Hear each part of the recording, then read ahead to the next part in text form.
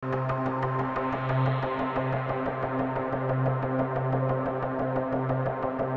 araw mga po kayo ni kitang sa mga nagtitinda pati ang balahibo. Sabi po ni nanay parang tatarayo yung balahibo niya po. Yun niya itong kwarto po dyan pang duwa kong akin na lalaki nakabuka po ito. Tapos sabi po kung agum may tao baga. Nahanap daw po si agum ko ang kabiskali daw, vlogger daw Sinda.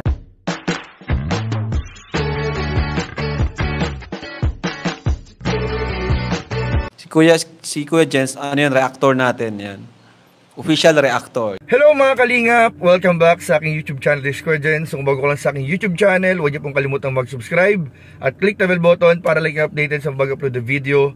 At huwag po natin kalimutang suportahan ng Bundong Kalingap sa pangunguna ni Kuya Val Santos Matubang, Ate Eda Vlog at syempre Kalingap Rob. At pakisuportahan din po ang aming mga kasamahan sa Bundong Kalingap. Nandiyan po ang K-Boys, Kalingap Partner, Kalingap Reactor at lahat po ng charity vlogger sa buong Pilipinas tumutulong sa mga kabayan natin na lahat mahihirap.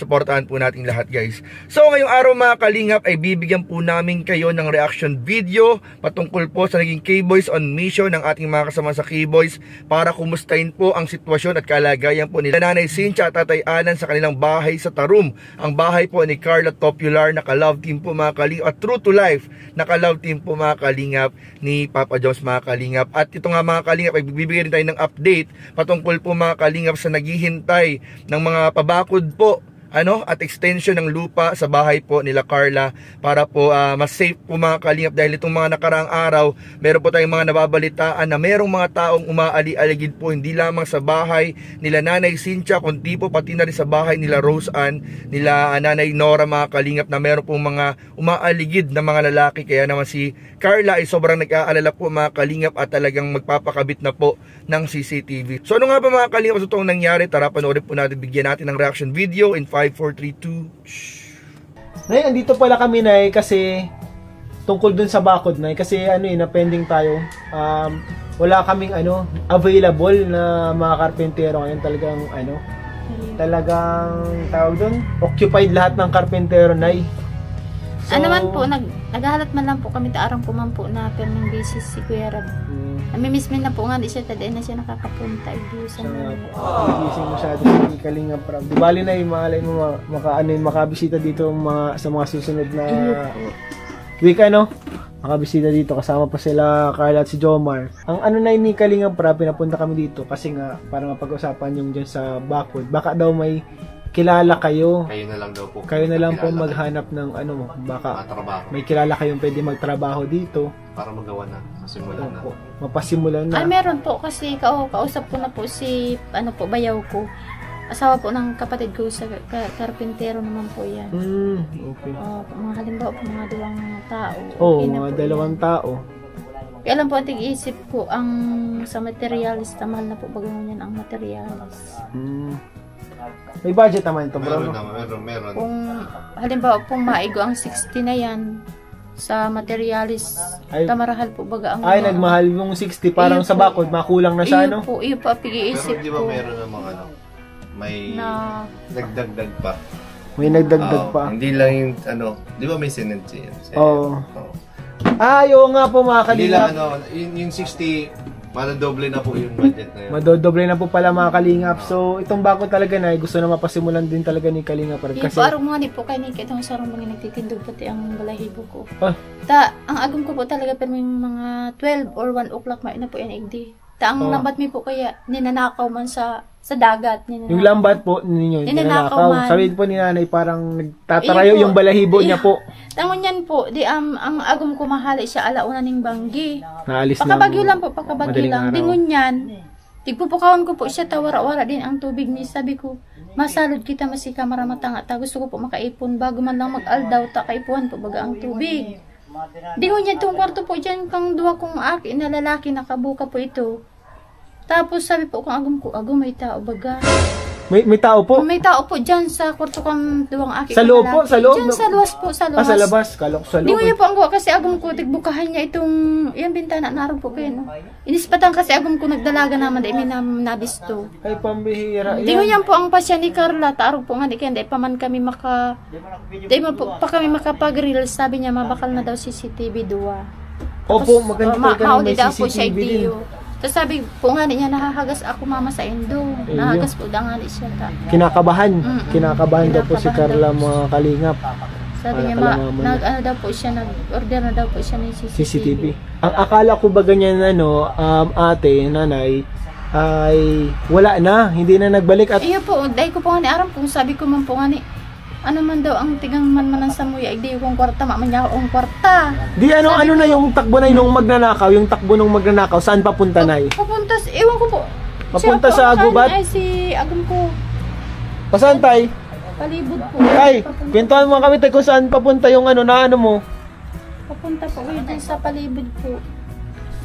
Dingon yan po, si Agum ko may tangkos na siya sunata, maluwas daw sana. Opo. Diyan. Ay, sabi ko po, di ka magluwas sa Nakahiga ako dyan. Ang iniisip ko po, kung Binukasan ko sa kaibahan bintana. niya, kung may Opo. kaibahan. Nagdalagang pasiring lumang kaatinura.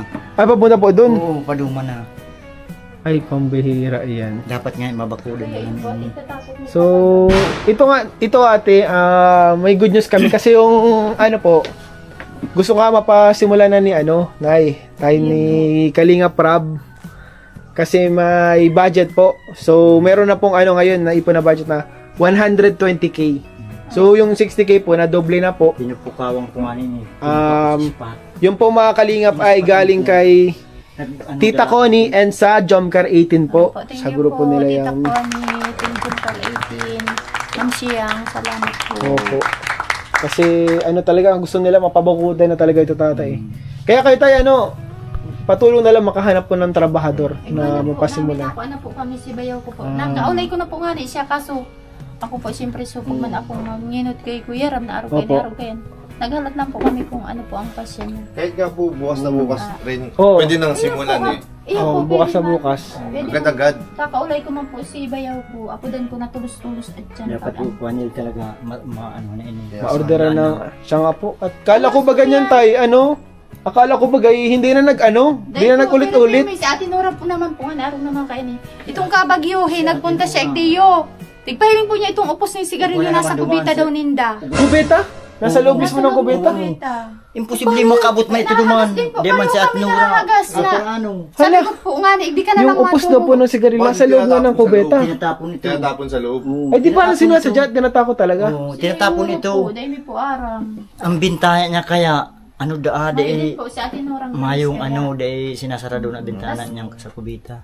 Ano po, may pampag-rinse na siya kaso si nagagawa po kaya nagkamati si Agum kaya di matulog. Yung nagagawa, nagkaroon ng sakit. Iyo po. Ayun mga kalingap, talaga po kailangan po mga kalingap ay kumbaga ay masimulan na talaga to mga kalingap. So, ayun. Salamat po sa mga nagpaabot ng budget sa Jomcar 18. Tsaka kay Tita Connie. Tita Connie, ayun. Tapos, Salamat po sa inyo. Kuya, Kala Ate Yang po. Araw po kayo ni... So, itong tiyuon ko pa na taga duman po sa pangpang dating hinarungan mi.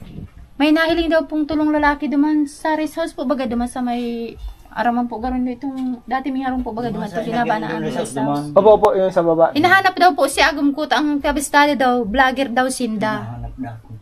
Pero kabara-banggi po Opo. ha. Banggi. Hinahanap ako. Siguro mga 9 Kilala nyo man po baga kami kung sino Iyo po, kasama palagi. Ipistado mo. Ang sabi, ang pabisto daw po duman sa tiyaon ko, hain daw po si Alan Tupular ta mga vlogger po ngaya kami. Sabi ko po, kung mga vlogger ito, imposible hindi ito magpunta sa harong kung ang iyo. ko ang tuyo ninda. Oo nga. Pati nagturog din si Kaya iyo po, ito ama ako ko. yung isip ko Nagturog kaya ako din yung maninira. ibahan kami. Sinamahan kayo ng papa nyo po dito, Iyo natulong. po, si papa niya, hindi nagturog ka itong... Sa pati, alam namin kung sa kayo hanapin at Iyo Iyo. po kami, sabi ko, bakit niya Ano pati, madigdiman lang kumpirme. Banggi Pati. po Oo. pati, banggi Sinda naghapot na hain Gabi. dahil Agum ko. Mga vlogger daw Sinda. parang hinahanap kayo, chinichimpuan ka, siguro, Ay, talagang mga kalingap, dapat po talaga yung mapasimulan na ito. Bro, Oo, simulan na to para safe. Safe talaga, mga kalingap, kailangan. Kasi sila nanay, naiiwan po ni tatay, madaling araw po, naalis na papalaot.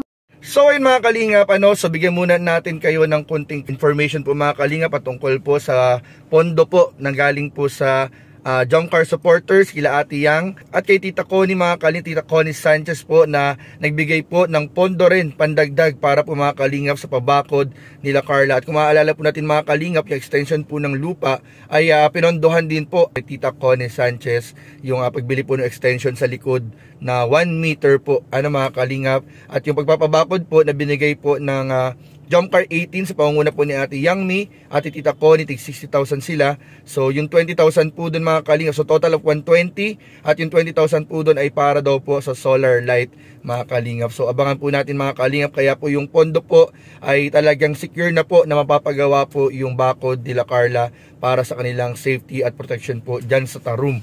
At narinig nga po natin mga kalingap, sobra pong nag-aalala si Nanay Cynthia, si Tatay Alan, at pati na rin po si Nanay Nora mga kalingap na nanay po ni Rose Ann, dahil po talagang hindi may iwasan po mga kalingap na merong mga aali-aligid po mga kalingap sa kanilang lugar. Dahil sa sobrang dami po mga kalingap ng puno, sa sobrang dami po ng puno ng nyog, ay talagang hindi po maiwasan mga kalingap na may mga talagang aali-aligid po. Siguro yung mga naiinggit o yung mga nababalitaan po na meron sila kahit paano may mga blessing na dumadating.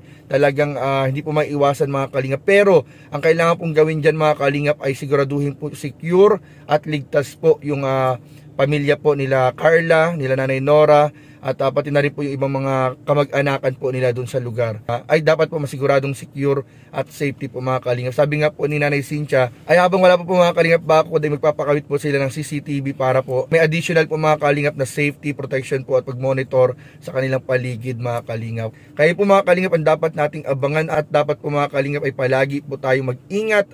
Sila Nanay Cynthia, kung nanonood po si Nanay Cynthia, sila Tay Alan, Tanay Nora, at buong pamilya po nila Carla at nila Rose Ann, ay sana po palagi po ay mag-ingat dyan sa Tarum. At huwag niyo po na lang sigurong masyadong i-discuss yung mga oras po na wala po dyan tao, yung oras na wala si Tatay Alan. Siguro iwasan na lang muna natin yung pag-discuss ng oras po pagbibigay ng impormasyon, kasi meron nga daw mga ilang tao na minomonitor po sila, lalo sa Tatay Alan, hinahanap dun sa dating bahay nila.